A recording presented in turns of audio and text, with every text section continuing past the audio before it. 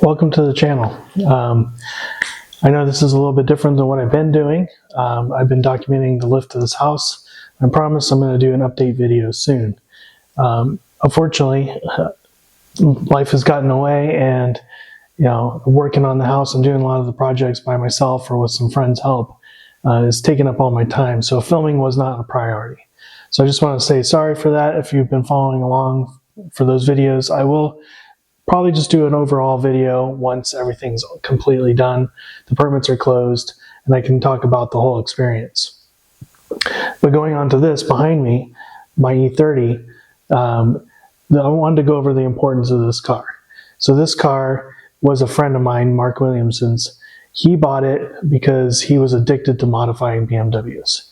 He was basically ran out of things to do to his E46 M3, which I'll put a picture up right now.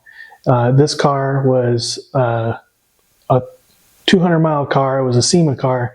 He bought it, hid it from his wife, put it in a storage facility, and then eventually warmed her up to the idea. I don't know if she ever got warmed to the idea, but she found out about it. And then we kind of went through it, and then we took it on a road trip.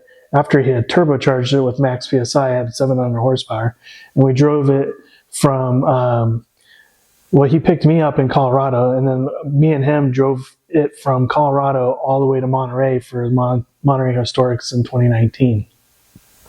So it was a pretty fun car, and then he kind of ran out of things to do with that car. And he always wanted another vintage BMW, so he bought this E30 from a guy up in Atlanta. And he was kind of always talked about the vintage, the car show that I'm going to be talking about here and showing in this video. And he put this car together and started cleaning it up. And then I think he had the front bumper on it, the M-Tech 2 bumper on it, and took it to the vintage. I believe it was 2020, somewhere around there. The following year, he was on a mission to complete the M-Tech 2 body kit and fix up the car a little bit more. It has quite a bit of miles on it. All original powertrain, but he wanted to make it look real nice for the vintage. I knew he wasn't in great health. And 2 weeks before the vintage, he passed away. So I had to sell my car, which was a 318 Ti that I had turbocharged. And I loved that car, but I had had it for a long time.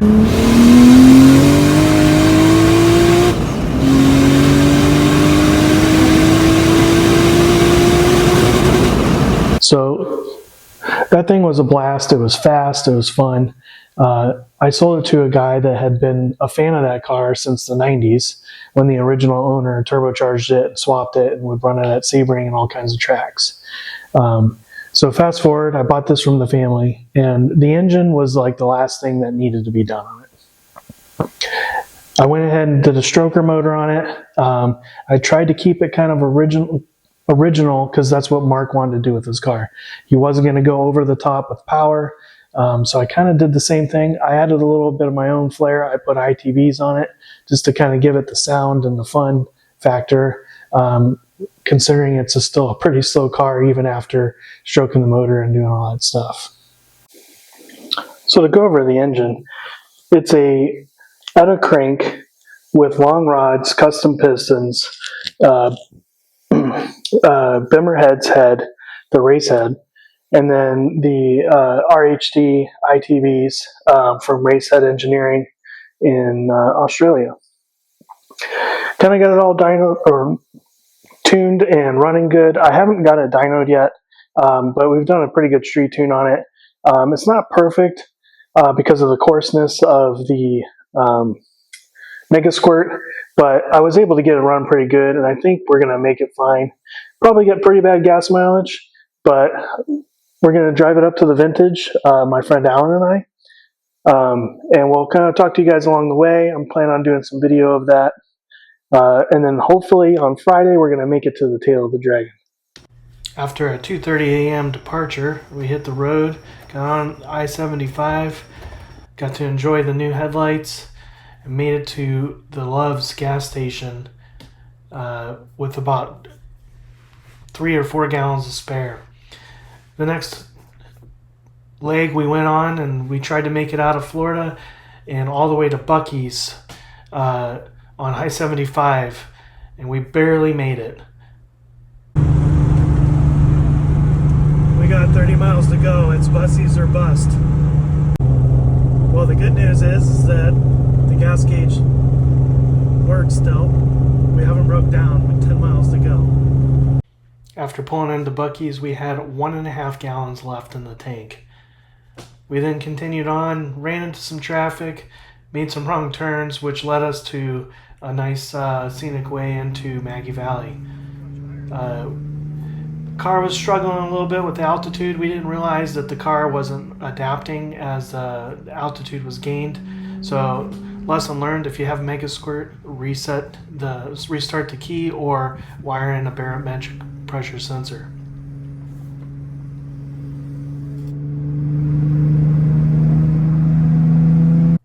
So straight from Naples, Florida, right into Dale's Wheels Through Time.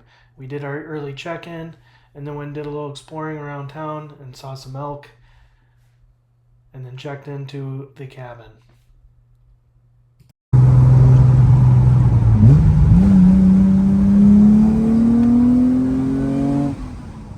So on day 2, we went and drove around and explored the Blue Ridge Parkway, and took it from Cherokee all the way up to the E34 Meet.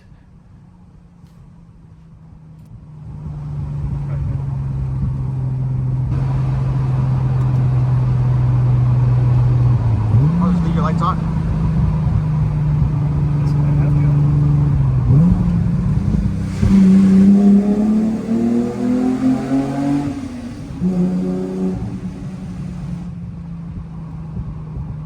Struggling for air.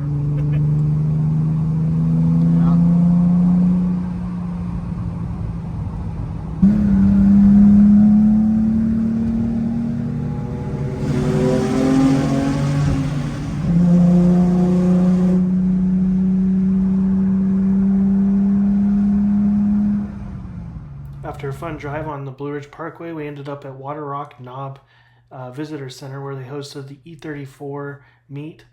We got to see a ton of really cool E34s. And honestly, you don't get to see them that often. It's pretty rare around here, at least, that you see somebody has a really nice E34. This one right here was a K20 swapped, and it was out of a race car at about 600 horsepower, he said. It was pretty awesome. Nice V-mount intercooler setup. And then we hiked up to the top and got a nice picture of the parking lot. Onto the 2026 Vintage, which was all this was about. This is a few of the cars that I really enjoyed looking at. I would say my favorites of all the car show. Like this V10 swapped wagon. Even though it wasn't a vintage, it was still really cool to see. I love E28s, and there's a whole lot of them there. The Clown Shoe is one of my favorites. And so are orange 2002s. I don't know why I always loved orange 2002s, but I do. There was quite a few S14 swapped ones. Also, there was a lot of really cool builds. Quite a few turbo cars, which, if you know me, I love those. The other thing there I saw a lot of while we were walking around was S62 swapped cars. There was an E34. There was a couple E30s. That's a pretty cool motor, and it's a very torquey motor. So to swap those into any of the older chassis makes it a whole lot of fun to drive. I had to get a couple shots of this E30 with the S54 swap. Like I said, that was S62 swapped E34. Probably the ultimate car was that S14 swapped 2002. That's probably, if I was to ever have a 2002, that's exactly what I would do. The Z1 was one of the more unique cars there. The 318 Ti, I have a sweet spot for those, as you know. But the S62 swapped E30 with the M22 kit was probably my favorite in this 8 Series with the custom bumpers. I got to talk to the guy a little bit, and that thing was really cool.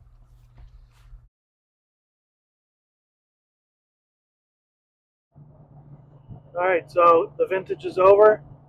We got 100 miles to go. We've done probably roughly, I don't know, 1,500 miles in this car over the last 4 days. Went off with it without a hitch. Only had 2 issues. One was rectified. My mirror on the driver's side started to fall off. Alan saw it, rolled the window down, and caught it as it was falling to the ground. Miracle, absolute miracle that happened.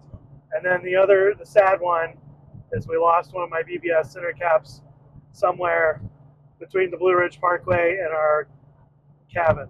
Rest in peace. We didn't find it. We tried to find it, but yeah, there's no way. So the show was sweet, but I think at least I'll say for myself, I enjoyed ripping this car on the Blue Ridge Parkway and crashing the E34 Meet. I think that was probably more fun than the show itself, in my opinion. Yeah, that was a lot of fun. I mean, the E34 Meet was probably better than the actual show. We actually got to drive to Blue Ridge, caught up with some E34s on the way there, ripped through the valley and the mountain road, and then caught up with them at their meet. Killed ourselves climbing a 500-foot peak. Yeah. It was a half-mile trail that felt like it was like 10 miles. Florida boys are out of shape. Yeah, the wind is thin, or the air is thin up there. It's not easy to breathe. Yeah. But mission accomplished. The goal was always to bring this car back to the vintage in Mark's memory. And I think we accomplished that. And I think he would be pretty happy with what we did. So, with that being said, thanks for watching, guys. See you next time.